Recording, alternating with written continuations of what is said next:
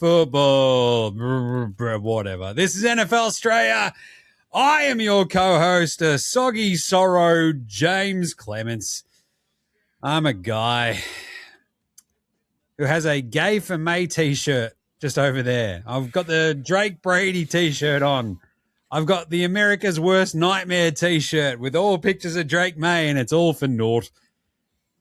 This is the Soggy Sorrows Super Bowl rap show of NFL Straya. And on the other side of this air screen is a bloke who's been reveling in my sadness for the last 48 hours.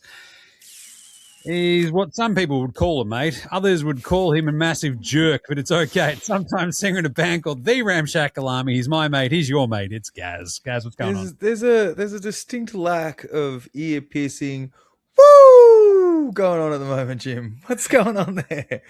Look, I haven't been reveling in your pain for 48 hours because at least 8 of that I was too drunk to know what was going on, and yesterday I was too dealing in my own pain, getting over the catfish hangover party, the catfish Super Bowl party that caused the hangover. So today I finally got a chance to take a step back and remember how you took the piss out of me 3 years ago.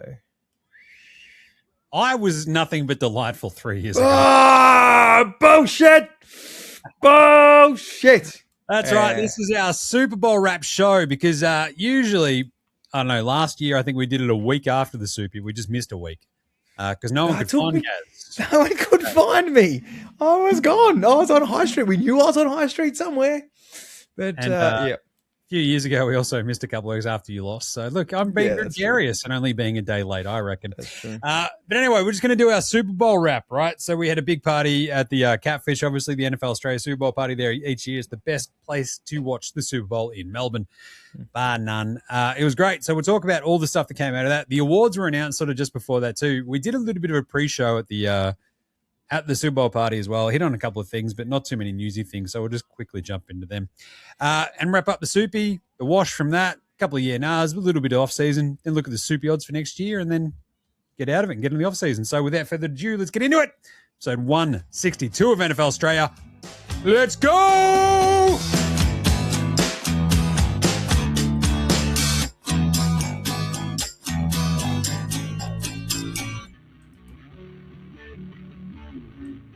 Oh, gee willikers. Oh, gee whiz. Oh, gee willikers. Why? Why do I keep getting hit? This sucks. G'day, I'm Drake Maye, and this is NFL Straya.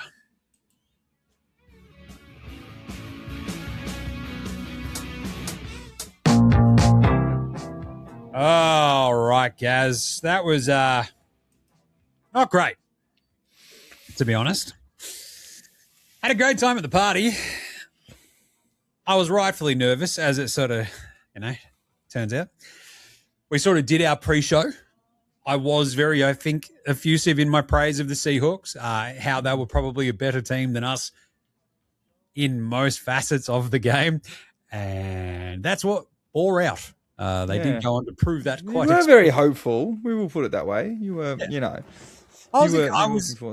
I was enough excited that, and we'll talk about this, like a couple of other things sort of go the other way and you're like, who knows what goes on, but it was still a very fun one. Hey, before we talk all soupy stuff, and because 29-13, it was just a bit of a brutal game and it's just going to be me being sad for like 15 minutes as I break down why I then was very sad. 2 big news bits. Rams Niners, Gaz. Yes. Oh, yeah. We haven't actually had this on the show since it was announced that we're going to have the Rams and the Niners play in Melbourne to start off at some point in the 2026 season, but we all assume that it'll be sometime September, October. You've got the AFL finals around then. You've got the start of the season. Usually it hits, second week of September for the NFL. There had been a week off in the AFL schedule before the finals, but this is the one year that they're like, wait, we're introducing a wild card round, baby. Wild card. Yeah. And then the NFL's like, hey, can we get your ground for a weekend? Great job, everybody. So we still don't know when. No. We can do our best guesses. It's a very, very fun experience as well, just remembering how dumb a lot of Americans are. It's 19 hours to Melbourne? No, it's not even that time different. It's just, if it's your nighttime, it's our daytime. Mostly. You dummies. So travel arrangements are going to be very interesting for that game, right? Rams, Niners, but they are both obviously West Coast teams. West Coast teams. It is interesting that it is a divisional game. They tend to not do that for international games, but that was the bit that stunned me. I think I messaged you, and my odds on was I was sure it was going to be Rams Chargers. There's just the two California teams, non-division rivals, not fucking different conferences, fucking playoff teams. Let's fucking go. And I didn't think that they were going to waste a broadcast on an international. That said, we also don't know what time of the day it's going to be. It's going to be very, very nice and friendly for the US audiences, I'm sure. So we might be watching it at fucking, I don't know. I don't know, 7 a.m. So it's like 1 p.m. on the fucking. Pretty easy, I think, for us for them to make it a night game, right? Yeah, 8 p.m. East Coast start for them. Depending on the way that it all sort of works out in terms of the time zone differences and daylight saving, etc. Like that can be a 10 a.m., 11 a.m. start for us, and that's like an 8 p.m., 9 p.m. And like remember, they do sort of have those rando sort of double headers early on in the season on Monday Night Football or stuff like that. So who knows what date it'll actually fall. It does feel like, remember the Brazil games were like a Friday night. Randomly at the very start of the season. So who knows, but it is very exciting, and we're obviously going to go and have a good time. Well, we're gonna try. I think the list of the interest list is up. It was in a couple of 100,000. I read somewhere. They're starting to talk about hospo packages now and limited boxes and all that sort of shit. It's going to cost a fortune for those sort of things, but who knows? Someone's going to pay it. We obviously. Everyone who's a legit fan is optimistically cautious about the fact that it's going to look like dog shit in the middle of the MCG, 6Ks away. But you know what? It's the vibe. It's the vibe of the thing, Jim. It's Marbo. Yeah. It is. I mean, going to an NFL game is also like the experience itself. You are quite far away from the action. It is better to watch it on TV, but it's going to be here, and we will be there. So, by hello. Water. The awards were also announced. Matt Stafford won the MVP. Shouts to the guy who voted for Justin Herbert. Yeah, sure. He did the most with least. Did you watch Drake Maye and his receiving calls? I don't know, mate. Yeah, I mean, I was just looking at Mac Holland's stats before this game, and this was his second highest stats in his career, and he put up 550 yards in a regular season. Great. Offensive player of the year was JSN. Well deserved. Myles Garrett won defensive player. Coach of the year was Rabes. Love that. I think third coach ever to get to 14 wins in his first season. There you go. Didn't have to chop off his penis either. No, which is probably just as well. Offensive rookie went to Tet McMillan, which was it's fine. Sort of everything else sort of dropped off towards the end. Defensive rookie was Schwessinger there for the Browns. Comeback player was CMC. Sure. And protector of the year, which I still love, was Joe Tooney. So good job. Sure. Soupy. Yeah, I might relax for the next 10 minutes, Jim. Okay. Just let you take it from here. I mean, you were relaxing during the game. You're on your phone for the vast majority of it. I was chatting to people. I was like waiting for a score. I kept checking my my best sports betting account. But the fact that I couldn't believe that first touchdown was still alive in the last quarter, Jim. Like, how is this thing still a thing? But there you go. I was still running on. I was running Sam Darnold, paying $51. I'm like, just punch it in from the one, Sam. Just pay for Gaz's bar tab, which is still open at the Catfish, by the way. So if anybody wants to get a couple of free tins in before it gets paid, just say there on Gaz's coin. Just go speak to Kieran and tell him you know Gaz. Like, our party was sort of much more heavily weighted towards Seahawks fans. There was a smattering Pats jerseys, but it was pretty funny. I don't think so. I think there was fan supporters. There was only a couple of Seahawks jerseys. There was a there was like a good half a dozen of that back. There was of Pats fans, but yeah, I think there was overwhelmingly voted for people either knew, were confident in, or were going for. Yeah. And so we did our prop sheets as well that we usually do at the Super Bowl party as well. And yeah, look, looking through the results there, a lot of folks were still picking Seattle to win and sort of the correlating Super Bowl MVPs, etc. And so going into it, I was like, you know, if we get into a bit of a shootout, and like the biggest thing was always going to be turn over Sam Darnold, don't get turned over. And that's not what happened, Gaz. That's not what happened. We barely pressured Sam Darnold. Our defense did a lot of bending, not breaking until they broke. It broke.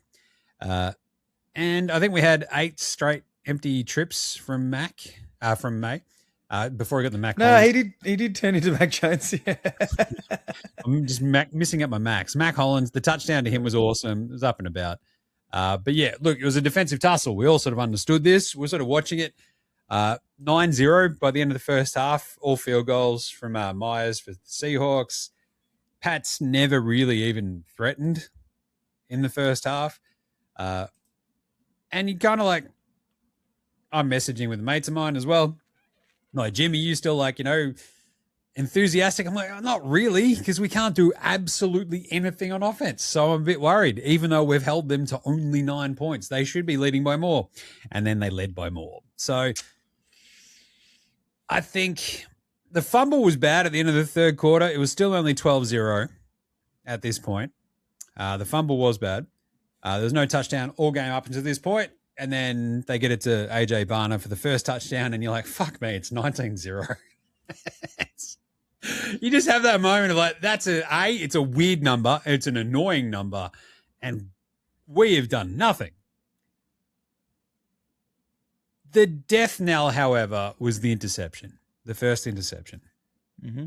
And so in the fourth quarter, they'd scored the Mac Hollins touchdown. You're like, look out, this is great. It was 3 quick passes. It was bang, bang, bang, go down the entire length of the field. The Hollins touchdown stick. And you're like, hang on. We're alive here. We are alive. I'm popping the jersey. I'd made the jersey change from Hightower at halftime to the Brady jersey to get the vibes changed a bit. It kind of worked-ish, but we did have the fumble in the third quarter still. The thing is, guys, after the Hollins touchdown, they then forced a 3 and out. And like that was the moment you're like, yes, mate, we are on here. The defense is vibing. They've gotten a little bit of momentum. There's 10 plus minutes left in the entire game. And you're like, well, it's 19-7. Like this is, look out. I don't mind this. And it came after like the interception, though. It hits after a nice little run of completions. He had that big 16-yard run of himself, was moving the ball, and then boom, absolutely nailed. What was the Seahawks? Love, wasn't it? Yeah. Who got the INT. So at that moment, it's gone from 19-7, having the momentum, and it was gone like that. And you're just like, that's the one thing we couldn't do. After the fumble earlier, where it's just like, that's an empty trip. God damn, you son of a bitch. Boom. But it's still being held to 12-0. Then it's suddenly 19. But you get the 7 back. You're right there in it. Plenty of time left. To turn it over there is an absolute all-time kick in the dick in a soupy. They then only manage a field goal, but then the double death knell comes with the next one, which was a pick 6. Yep. Interception. So, yeah, that one, that was all over Red Rover at that point. Because he had a good pass to Henry. And like this is, I got a couple of points I'm going to make in a second about the sort of game plan, etc. But the pass to Henry finally was really good. And he throws it. It bounces off Witherspoon. Nwosu catches it, runs it back for a touchdown. 29-7. We are Dunsky. We then scored the Ramondre touchdown. Bit of garbage time kind of vibes, but it was still 2:20 left. We'd used the timeouts smart. You don't get the 2-point conversion, though. So it's fucking 29-13. You're like, I'm no math magician, but that's still 3 scores here, Gaz. Yep. It ends up just like one of the interesting ones that we picked, the sort of pre-Subi sort of best picks we had was Darnold the rushing attempts, but we finish up with the ball. So he's not kneeling out the soupy. It all just finishes with a whimper with like a Henderson completion and like no one gives a fuck. Yeah. 29-13. And the biggest thing was Drake Maye was dog shit. The defense got ran over by Kenny Walker without giving up any runs all fucking season. And the O-line kept fucking just letting dudes smush him into Drake Maye. That was it. And like I was, that's what we're observing. I mean, this stat line from the defense, Jim. 6 sacks, 8 tackles for loss, 11 quarterback hits and a touchdown to go with 6 passes defense. 11 hits and 6 sacks. Like he was just fucking under pressure. When we spoke about it, there was the blitz from the nickel who came in and was like, they didn't send an extra man, Jim. He literally ran around a stagnant offensive lineman. I'm like, they didn't overload the side. It was just a delayed blitz. Like, what the fuck? How are you? And just May had no time. And yeah, it was quite. And then there was the other one. What was your rookie? What's your rookie? Will Campbell and Jared Wilson. So our entire left-hand side of the line. Bull rushed by dudes who were just like, they were just not footed, like pushed back into May, who's got just dudes in his face and not in a go for May way. He just had no time. Yeah. But then on the other side, if you look at, Gonzalez did a good job on JSN before he went down, before JSN went down. It's injured. And the fact that, they've lent on that run game. They were already missing Charbonnet and still were able to get it done with Kenny Walker. Just doing enough. Just did enough. Yeah. Yeah. I think that's like the story is just the lack of time that he had, but it was kind of weird, right? So I think I had 3 things initially, right? There was a 3rd and 5 when we were down 3-0 at the start of the second quarter. And they kind of just conceded it. They're like, we're not sure about Drake. Let's just run it. And it was just fucking right in the line, 0 yards. Yeah, I remember saying to you then, and like, what the fuck are you doing? That's that? Yeah. I'm still angry about that 3rd and 5. Yeah. Not doing anything with 11 seconds left in the first half and the ball back when you get the ball at the start of the second. Like, this is just have a crack. Like, it's the Super Bowl. Like, you're not saving anything. Like, one pass down the sideline, get out of bounds, Hail Mary, or maybe you get a field goal. You've just done fucking nothing on offense. Try to goose it. And then a 3 and out to start the second half as well. They just went bang, bang, bang, done. And you're like, oh, we're fucked here, aren't we? Not going for it, down 19-6 when we finally scored on the Mac Hollins touchdown. That was also strange because I think as we were kind of batting back and forth during the game, 19-6 is 13 points. Kicking a PAT is 12 points. How do you get to 12 points, guys? You have to score 2 touchdowns at that point, right? Yeah. 11 points. You only need another 2-point conversion on a touchdown and then a field goal, and you've tied the game. It's just simple maths. But instead, they kicked the PA fucking T. And so you're like, again, this is like just fucking a bit of alarm belly of like, we don't trust our offense at all. And that doesn't really, I think, engender great goodwill in a soupy. But obviously the biggest part of all of how this unfolded was that May was under pressure all game. And like the way that the game plan sort of unfolded, like it felt like the offense never made his life easier. So yes, you've got Will Campbell and was it Wilson, the other rookie, and you're just like, okay, the left side's fucking, we're having to like load up that side. It means that Mikey Mackey McD can just have a crack on the right-hand side and know he's going to have man coverage, and off he goes. Will Campbell surrendered 14 pressures, which is the most of any fucking lineman this season all year, which is crazy. And that just sort of meant that like suddenly May had 0 time to do anything he wanted. And even when he did, he was just a little bit fucky, a little bit nervous, as you can imagine, and was missing throws anyway. But I feel like just like the weird little, like the sort of Josh McDaniels traits of like little fucking dump off passes to running backs or tight ends. There was like none of this shit that was working at all. He had no time to do any of that, but it felt like they weren't making his life easy. And like if he gets into a bit of a rhythm with that sort of shit a bit earlier, perhaps who knows what the fuck would have happened otherwise. But all the passes that he missed, and like you can just watch the compilation, like there's just like they're all a little bit off, like just fucking everything. And then he finally gets going late, but it's too late. It's like the fucking fourth quarter. Yeah. He ends up with 295 yards, but it was all in the fucking fourth quarter when we're basically having to play catch up. And like, where the fuck was this desperation earlier? Where were these big fucking like, all right, let's have a crack moments? And I guess the flip side of that then is like, yeah, we barely pressured Darnold, right? 1 sack the entire game. Yep. And that was fucking it. And Darnold was just able to sort of like calmly do the little bits and bobs that he needed. They could rely on Kenny Walker, who ran the fuck over everybody for 35 yards, wins Super Bowl MVP. But just they never had anything really making Sam Darnold turn into Sam Darnold.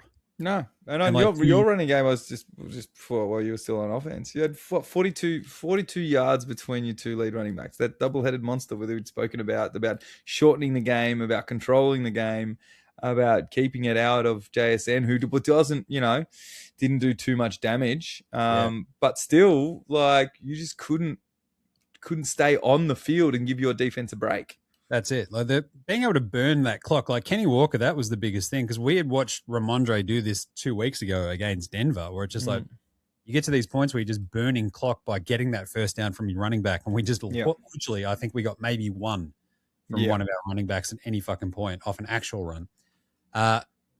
But like Henderson also, like this is the thing about like making it a bit easier on your offense. Henderson had like 2 or 3 little flashes in his 6 carries.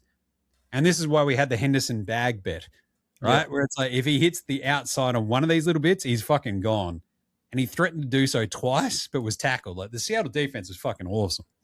It was really well prepared, really well drilled. Mikey Mackey McD is awesome. Henderson, though, like, I don't feel like they sort of had the right fucking plays, plans, whatever. Because every time he's sort of just going through the guts, you're like, that's not Henderson. When he hits like a tiny bit of an edge, he's fucking gone, right? That's how he does it.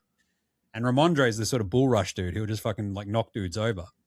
But yeah, it just felt like the entire game plan was just a little bit fucking janky, kind of on both sides all the time. And you're like, this is just the exact opposite of what I wanted to see. Yeah. And that's why I ended up losing the game. Because I think the last thing was, the Pats, as I was yelling about all the way into the lead up, the way the Pats have succeeded this year, why they've won games, is every game they've gotten one thing from their defense or the special teams, whether it be a really big turnover in a big moment or like a fucking punt return touchdown or an interception, a pick six, whatever. And it just never happened because Darnold didn't throw an interception. Gonzalez nearly got him like 2 different fucking times. Yep. But it never happened. And like, if you can't force Darnold to Darnold, you're not probably going to beat Sam Darnold. Well, like we've seen this the last couple of years, like if he stays clean, he stays cool, he's fine. Yep. If you fuck him shit up a little bit, he can go completely turtle. Off he goes. So, without forcing that massive defensive special teams play, we didn't have much of a chance. And we've seen that all season when they've pulled it off, and they just didn't when it mattered. Didn't get it done. No. Anyway, so you get that on the big jobs. They held JSN really well. Gonzo was awesome. But Kenny Walker was just too good. I mean, the fact that they hadn't given up, his over-under was like 79.5, whatever it was. He had that straight away. He had it like first quarter, like it was crazy. Yep. Like we just couldn't manufacture shit, and it was like really just dispiriting while you're watching it. And May was just all a little bit off. You get their fucking kind of shitty half excuses. Oh yeah, the shot in the arm and all this sort of stuff. It's like, all right, you said you were fine, so either fucking piss off, stop lying,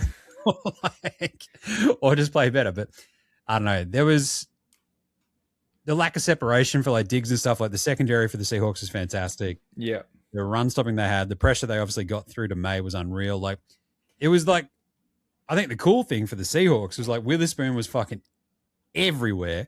Yeah. You had Was it Byron Murphy with 2 sacks as well? You're like, Yeah. Jesus. So it was They were just on top to bottom. all It angles. was Like, crazy.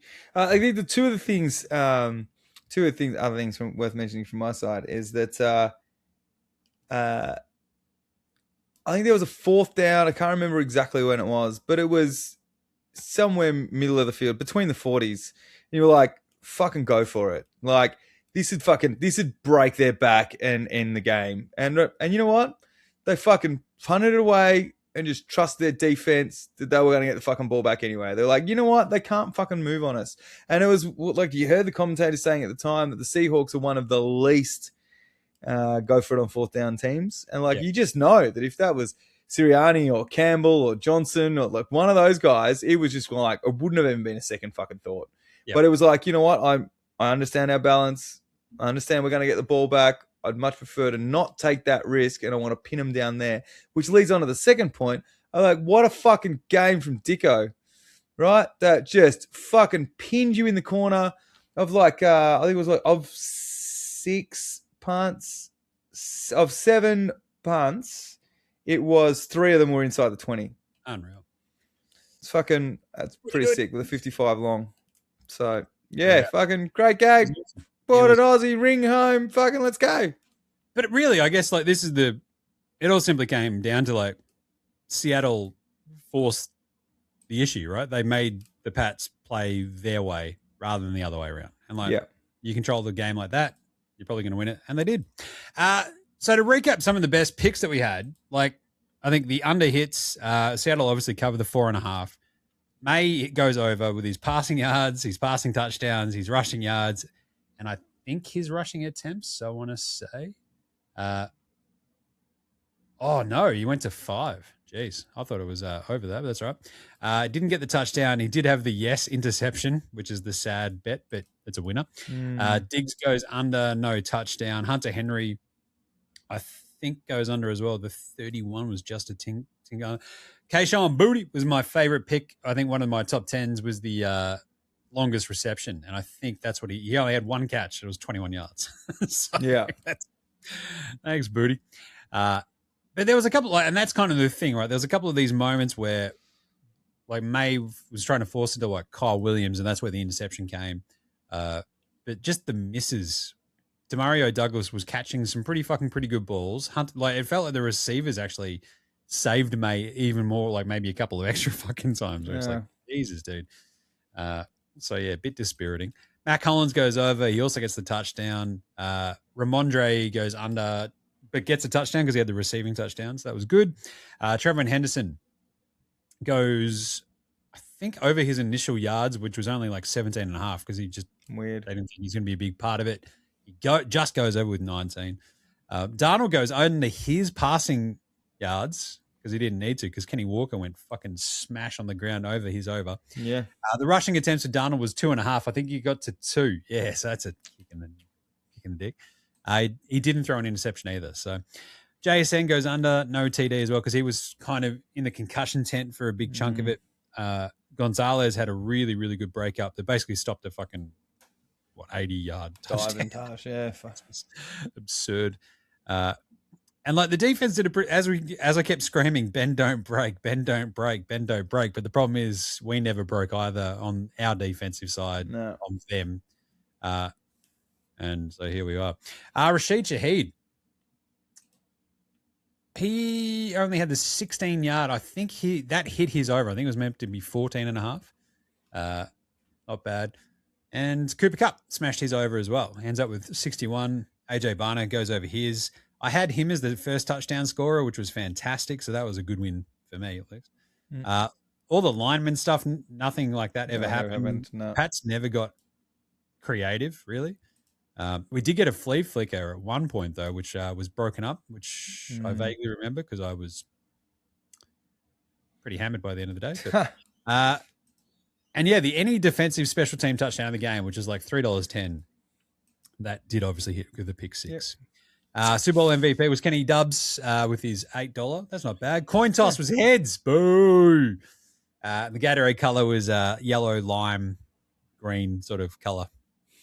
Do you remember they were mixing it up on the sideline though, and we all fucking lost it because it was like orange or some shit?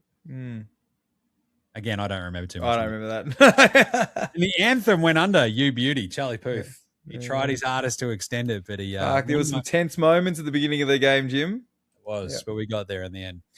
I don't know. So there's a couple of like super NRs here and a couple of other off-season ones. I don't know. Is there any other sort of, I don't know, takeaways from the game itself? Like, because I think I've already explained my frustration about the defense sort of not getting to Darnold and Darnold being awesome, the Seattle defense being fantastic, Maye being shit. Do we talk about the fact that Bad Bunny had more yards carrying the ball at halftime than your team did for the other 60 minutes? Yeah, he did. The halftime show. Look, this is the thing. People get real fucking upset about the halftime show. I couldn't give a fuck. No. It was cool. I'm like, whatever. Yeah, I enjoyed it. I don't like the guy's music. I don't care. I just saw it as a thing. I'm like, oh, that's pretty cool. Oh, there's Pedro Pascal. Oh, there's a bunch of hot Latinas just shaking their ass. I'm like, cool. Can we go back to football? I gotta piss and order a cheesesteak. It felt very disingenuous of a lot of fucking weird old white dudes getting angry at big booty Latinas shaking that booty, which I do not believe they did not enjoy. Yeah, and also a bunch of people who obviously don't care about Bad Bunny who are all of a sudden now fans of his because, sure. Just, you know what, you're going to go back to not listening to his music. Like, let's go. It was fun. I enjoyed, I don't know, I looked at Katy Perry because she had a shark thing that was a shit dancer. And I looked at, you know, like Shakira and J-Lo and like, I pull something out of everything that I enjoy. But apart from that, it's kind of a side hustle to the football, right? I don't know. I love it. I love it. I think it's the dumbest fucking the woke NFL. It's like it is the least woke fucking league in the fucking world. What are we doing here? Yeah. And then this is what's wrong with America. It's like, is it? Yeah. Is it? Or is it maybe you go, I'm very angry about something on my telly? Yeah. Is it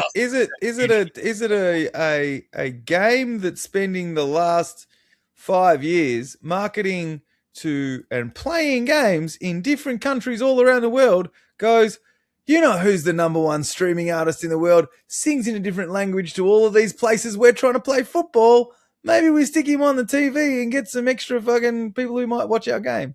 And I do believe we got the official numbers in today as well. And the halftime show was like 128.9. So it's like the second most watched ever, I think, after Kendrick last year. There you go. But I think that's only US. So 120, it was like 124, I think, for the game, 128 for the halftime. So wow, there you go. A boycott sure did work. Yeah. Anyway, almost like these idiots don't know what they're fucking talking about, Gaz. Yeah. All right, let's do your off-season doovers. Hell yeah! I mean, to other sort of like little soupy takeaway, zoom out a little bit.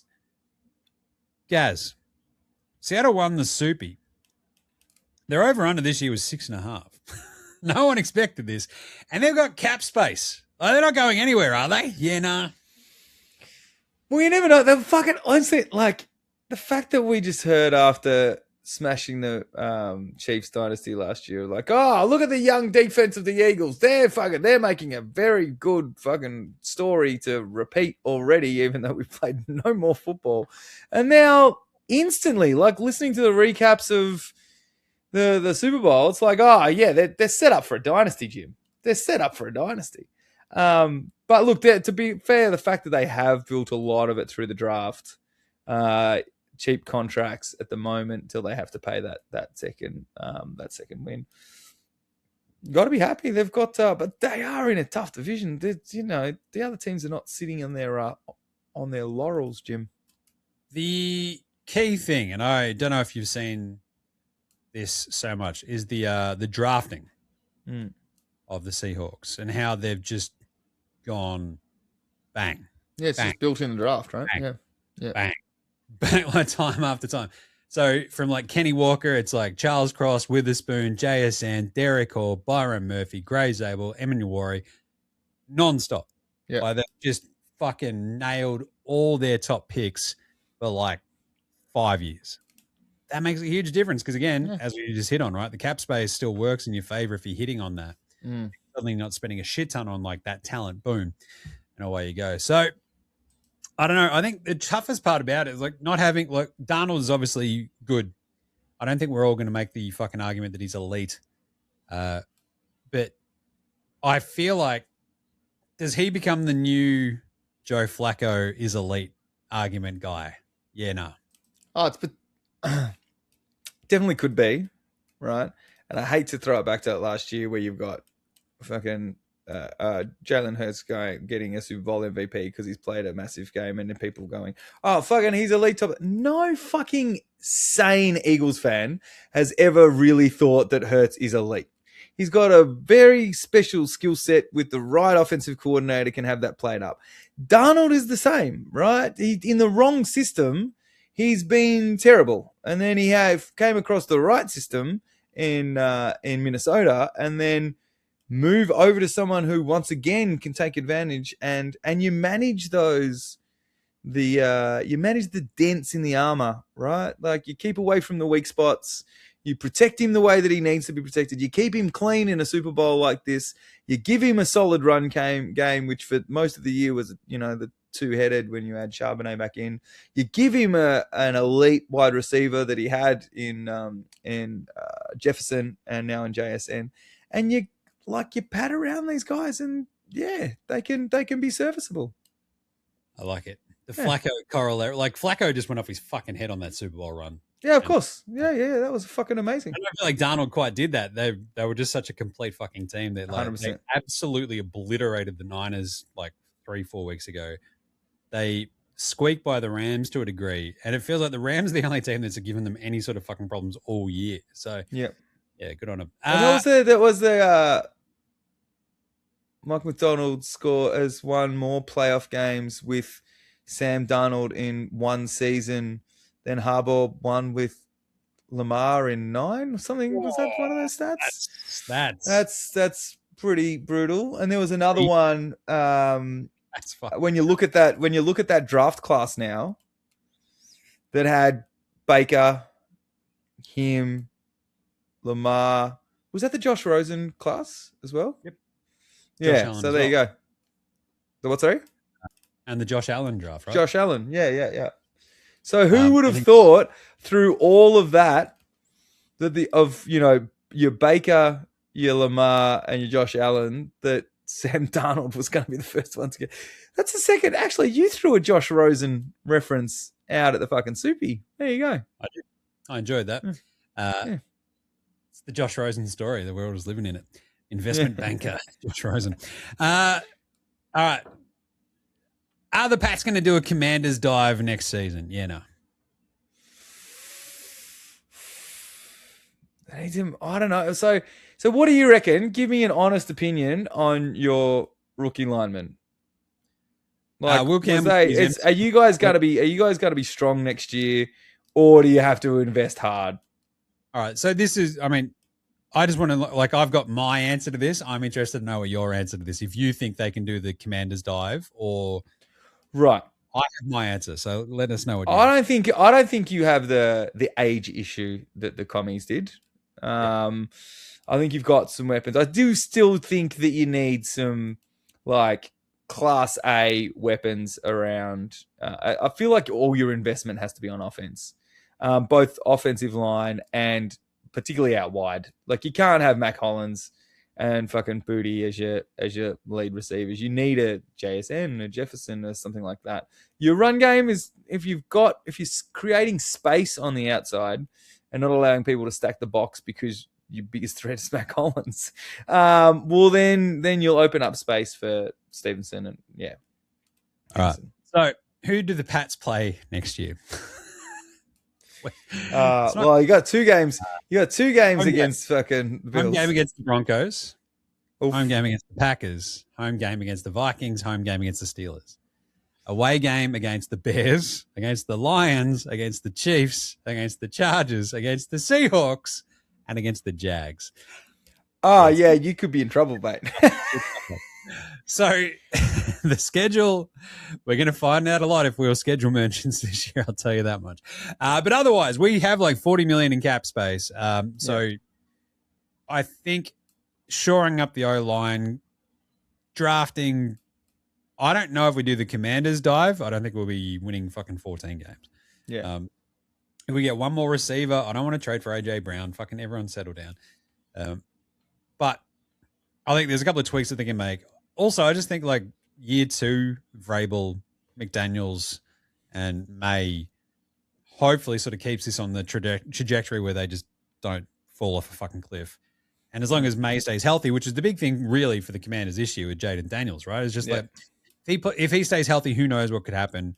But they were obviously an older team anyway, so I don't know. Fingers crossed, but it's going to be a lot fucking tougher, I'll tell you that much. Oh, it's just one of those things that people, I guess, neglect is that when someone wins a division, and the NFC East has seen it, just that fucking cycle for 20 years. It's obviously when you win in a division, well, next year your games are made up by the teams who won the other divisions, and if you finish last, then it's made up by those. So you're gonna have a couple of games that if you've improved somewhat, everyone doesn't improve at the same rate. So you should be able to knock off a couple of cheap wins, and then springboard your thing. So bringing you back to regressing to the mean, Jim. Yeah. Even if with the Jets and the Dolphins in the division, like who fucking knows? They've got Heffley's the new coach there. You've got Aaron Glenn second year, and the Bills have got a new coach. So I don't know what the fuck's going to happen. But yeah. Anyway, I think the amount of money we got to spend. Hopefully they just don't fucking suck us. But the problem is the AFC just gets crazy fucking competitive again next year. Like you've got Baltimore with a new coach. You've still got Josh Allen. You've got a rising Jags team with a really good new coach. You've just got a lot more fucking, I don't know, even the Texans this year. If fucking, who knows what would happen to us in the first round if CJ Stroud hadn't been absolutely dog shit. So yeah, a bit of a weird one. Other ones. Do you reckon this draft, it feels like this is one of the least hyped drafts in a little while. Do you reckon this will make a big difference to some of our final standings this time next year? Yeah, no. Yeah, it's just not. Everyone's just not out there going, oh fuck, this is going to be generational talent in X position. Usually at this stage, there is a presumptive first overall pick. Looks like the Raiders are going to get their new quarterback. But apart from that, fucking, I've been following all NFL and not as up to college as I would like to be. But it just doesn't seem to have had the buzz. Got a few 3-round drafts. In a mock drafts coming through now, but yeah, you're right. It hasn't been super hyped, has it? It's a weird one. So, we'll endeavor once again to do an off-season sort of prep NFL Straya at some point around free agency and before the draft. I think we managed one last year, maybe not. I can't remember. The plan was always to do one, and then we just probably didn't. But it feels like there'll be enough, at least. I think there's going to be a lot more free agency and trade sort of stuff going on in the offseason more so than anything else. So, speaking of which, Max Crosby, trade coming? Yeah, nah. He's kind of at that point of his career where it just doesn't feel like he's willing to go through another rebuild, right? He's played for some dog shit teams there, and he's got that skill set. I feel like I've given you enough, Raiders. I don't know that I want to go through a rebuild with a new coach, new quarterback. It's just not going to be the vibe. I can see him wanting out. And if they're going to have to rebuild around him, and it's a solid plan of at least 2 to 3 years, we'll get something for Crosby what you can. I reckon it's probably, I think the cap hit for him versus if you guys trade AJ Brown, you get slapped with $40 million. Yeah. Whereas his is much lower. So I think he's also sneakily 30. Yeah, right. He played a lot more snaps than TJ Watt, who's I think a little bit around that same age, right? And sort of, I think has also dropped off a little bit as he's sort of aged. But anyway, the chaos in Philly, guys. Are you guys going to be okay? Yeah, nah. Yeah, look, the concerns that I've got are not about AJ Brown. Right, you heard his interview on the Micah Parsons thing. As you said, the cap hit. Howie Roseman's already come out and said, that he's going to. It's too hard to find players like AJ Brown, and you're just going to fucking let him go for peanuts when the window is still open. liking starting the more I'm hearing more about the offensive coordinators with Mannion and fucking the stuff that they're hiring around him. I fucking don't like the Stout retirement. That's fucking huge. Your what linebackers coach Jeff Stoutland wasn't Jeff? No, offensive lineman. So the guy who turned John Mailata from a project into, a left tackle, who brought in Landon Dickerson, who, got fucking rejects from other teams who, first round draft picks who just got nowhere and were getting booted. He'd take them off the scrap heap, build them up. And that's why it became Stoutland University. You'll still see it. Like Jordan Mailata introduces himself as Stoutland University. He's retired this year. So what had happened is a few of he had been run game coordinator. That kind of, as last year went on, that kind of role got taken off him. Patullo and the whole fucking offense last year was a shit show. So we've now replaced him, but Lane Johnson is getting very, very close to retirement. And then Landon Dickerson, who's only 27, who partners really well with Mailata, and Cam Jurgens, who was injured all last year, have just their bodies battered. So they're now talking that Landon Dickerson might retire at 27. So the whole offensive line needs a rebuild. Didn't he tamper that down, I think, the other day as well? He's like, all right, it's all right. Just everybody chill. I don't know. They try to, but you just don't know. This is the interviews from last year were after the Super Bowl run and a 2,000 yard, the battle of an offensive lineman for a 2,000 yard season for Saquon. Like, they were just all injured for the whole year. But yeah, that's got to fucking take its toll. But anyway, who the fuck knows? As long as Fangio comes back. Fangio! It was his retirement was definitely tamped down, wasn't it? They're like, no, he's staying, so that's good. Yeah, so his retirement was tamped down. So he was definitely rumored to be retiring, and apparently they've convinced him to come back for 1 year. So I definitely think that they should be get him a Fangio hand-picked fucking replacement to be in there to do like a transition year. Nice one. All right, let's buy some beers. Good bloke of the week. Who are we buying a beer after the soupy? It's obvious. Sam Darnold. Yeah. One of the great stories. Discarded, disused, thrown on the scrap heap, bouncing around. And we go, from the Jets to the Panthers to the Niners to the Vikings to the Seahawks to Super Bowl champion. Pretty bloody good. Didn't win the MVP, but Kenny Walker gets that. He also gets a beer because what a game that was. That was pretty good. No one could run on the Pats all year. He went, that's neat. Check this out. Some of those big ones, he never had the massive fuck you giant one, but it was all 20 or 30 and just one thing I didn't mention actually in there, I think they set a record for Super Bowl missed tackles, did the Pats.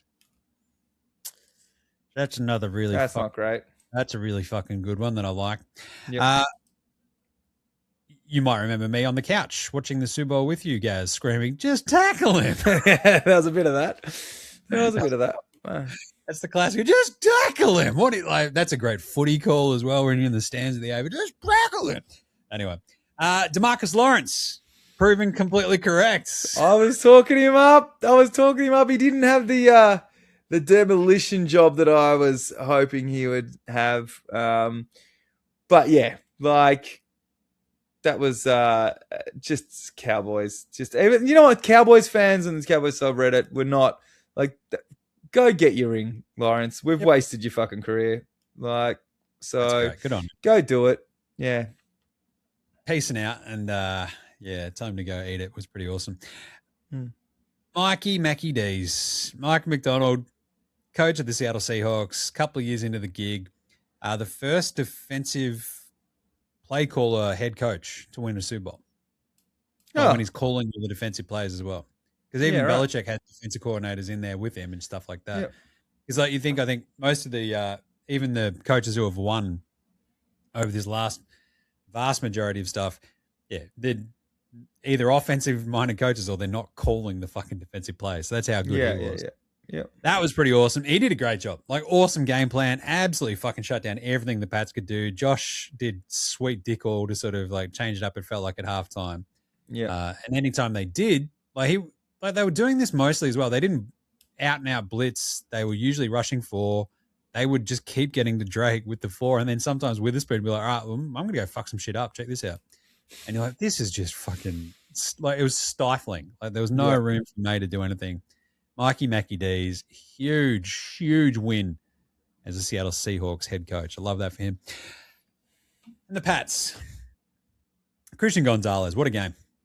What a fucking game. He was unbelievable. Good. He was so fucking good. Yep. Really wish he'd held on to that one that he had 2 hands on because, as we say here on NFL Straya and NBA Straya, if you can touch it, you can catch it. So fucking dude. Anyway, but he was great. He did absolutely everything right. Anybody else want to throw in there, guys? We're pretty much. Oh, did you fucking? Sorry, did you see the fucking streaker in the last? That's the guy who, and there's a first person vision because he did it in meta glasses. I didn't see this. Yeah, and the fact that he's the guy who 3 years ago, bet on himself that there would be a streaker during the game, and he put the bet on and claimed it, and then he's gone for a second round. Nice. Yeah, worth the bail money, right? Apparently. Yeah. John Schneider as well. I think he just does a fucking great job for the Seahawks. Yeah. They're always just fucking super solid. Yeah. Old mate, no mates. Oh, geez. Drake. It's Will Campbell. It's also the other Drake. Rough week for Drakes, really. Because I think Drake also bet on the Pats, which I fucking hated as soon as I saw that. I'm like, this son of a bitch is always on the wrong side of these things. Fuck. Yeah. But also, yeah, back-to-back Super Bowls where dude named Drake have had a bad night. Yeah.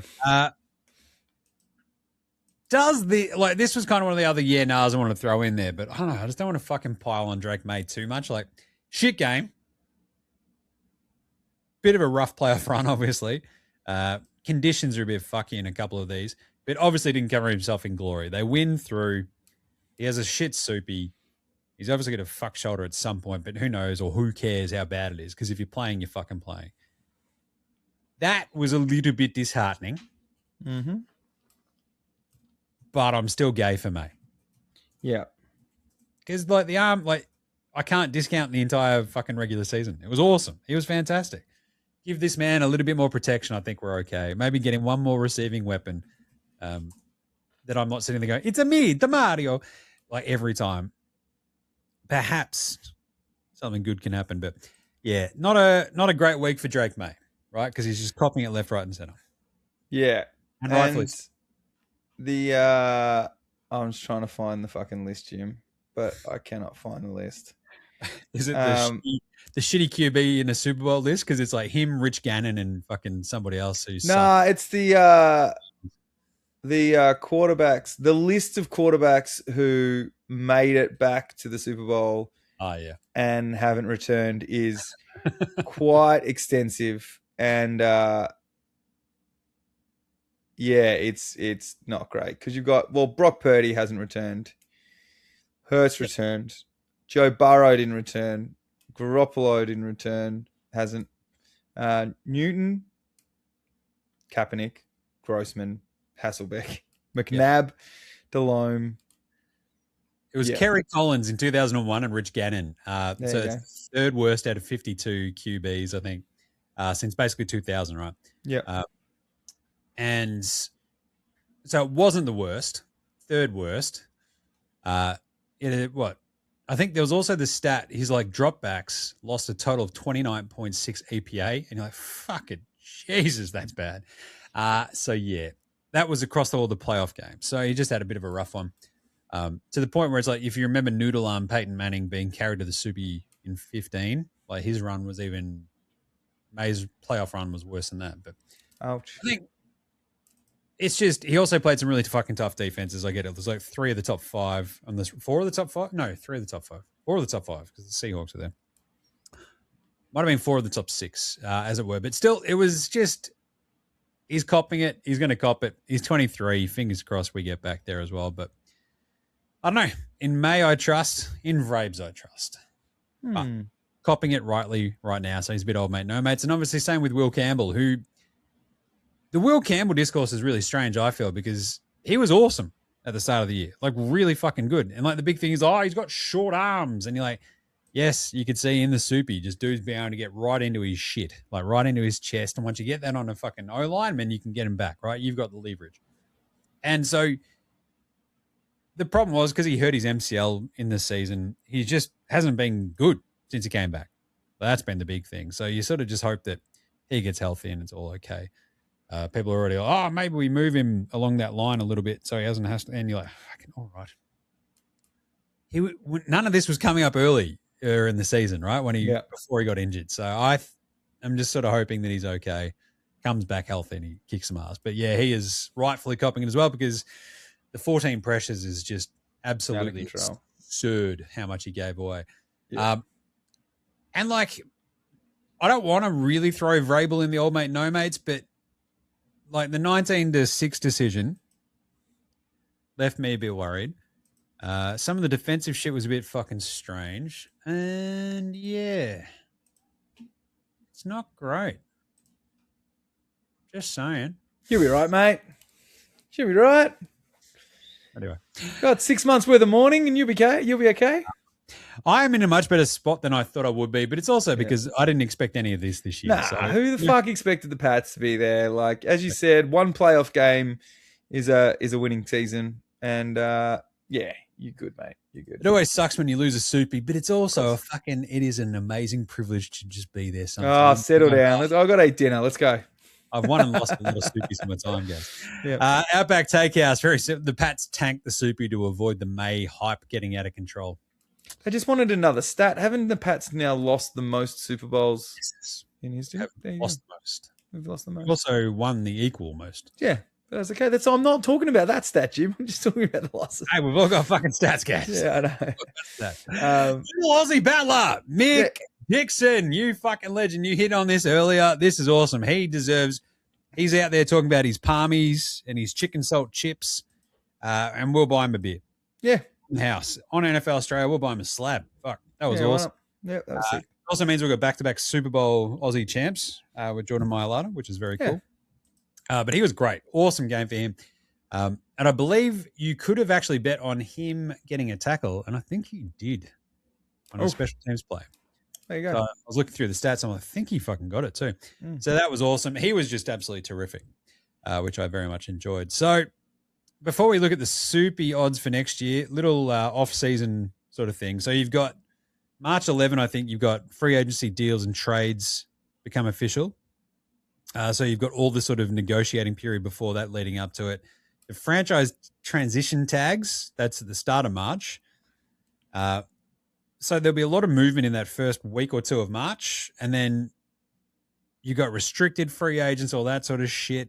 But then you have the draft on April 23 to 25 in Pittsburgh. So, yeah, I think what we'll be doing on NFL Straya is we'll try to probably middle that and do like a big off-season, maybe an off-season prep show or at least just an off-season reaction show, maybe after some of the free agents. So, yeah, it'll be kind of fun. And the draft, as I said, it doesn't feel quite as hype as it is, but that always just speeds up as you get closer and closer and closer. And we all sort of sift through all the information and then get hyped about our fucking prospective spots in the draft and who could be around there and looking at tape and all that sort of shit. So anyway, before we go anywhere, next year's Super Bowl, Gaz. Some of these odds are fucking fascinating. And I wanted to get your feedback here. Seattle are the favorites at $8.50. They are the reigning champions. Yeah, makes sense. They look very good. Next up, it's the LA Rams, who nearly beat them 2 weeks ago. Are we going to go through an entire offseason of Stafford's back again? No, well, he already said on stage at the awards show that he's like, I'll see y'all next year. And you're like, okay, so he's not retiring. Just pulling the wool over our eyes. $9 for the Rams. And then it's a big jump to the AFC. Baltimore and Buffalo at 13. One of the big losers, I feel like, from this season, watching that Pats offensive ineptitude is just going, wow, did Josh Allen miss his fucking chance? Yeah. Shit. That fucking game that he absolutely blew to Denver. Fucking hell. Who's got some regrets? Green Bay at 14. The Chargers at 15 next to Philly, which I was just stunned by. I'm like, the Chargers? Really? 15? At any point this season, would we go, you know who could win the Soupy? Well, to be fair, like, I bet you know what? An offensive line, and all of a sudden you're going, yeah, fuck, all right. Philly at 15. How do you feel about that? Because you're ahead of the Pats who just made the Soupy. I feel like that feels a bit middle of the round, which I think is about right. There's a lot of question marks. Like our defense, like really came into its own kind of the second half of the season, but a lot of questions on offense. And we don't know what this scheme's going to be. So I think somewhere middle of the pack, we've got the horses. We don't know if we've got the coaches. So like, I think we'll see. Well, yeah, I think middle of the pack is pretty good. Nice. Is about right. Two of the big teams that dropped off this year, Detroit and KC, both $17. People are very fucking like, oh, Kansas City, look out. It's like Mahomes did his ACL. Yeah. And LCL. Yeah, and Kelsey's like, who the fuck knows what's going to happen with him? And like, there's lots of aging stuff. Yeah, blah, blah. It's not like Mahomes did it in fucking September. Like, it was the second week of December, I think it was. Like, fucking everybody chill, man. Like, I get that he's a freak, but Jesus. Denver and San Fran seem pretty low. That's my point. Obviously New England. I've got some in bold here, which is New England at 18, San Francisco at 19, and Denver at 21. Denver were the fucking 1 seed and probably would have beaten the Pats if their fucking QB hadn't broken his ankle on the second last play of the fucking divisional round. Like, what are we doing? Yeah. That's crazy for them to be at 21. That defense is that good. Bo Nix, if he doesn't stink, who knows? And the Niners, I feel like if they get healthy, like Kyle Shanahan's awesome. Like if there's going to be a team that just sort of schemes up ways to beat Seattle and the Rams and some of these other NFC teams, I love the Niners at 19. The Pats at 18, that makes a little bit of sense when you look at the schedule. It's like, yeah, it's going to be fucking hard, I'll tell you. So, Houston 21, I also liked because I think if they weren't shithouse against us, who knows what the fuck could happen. Jags at 21 as well, not bad. Chicago. Weird for Chicago taking a step backwards with Ben Johnson's. Right? I haven't looked at their like opponents this year, but or next year, this season. But yeah, that could have something to do with it. But Dallas as well, like Dallas at like the two weird long shots are the next ones up, right? Cincy and Dallas at $31. That's like everybody else is underneath that, right? So this is quite literally the top 15.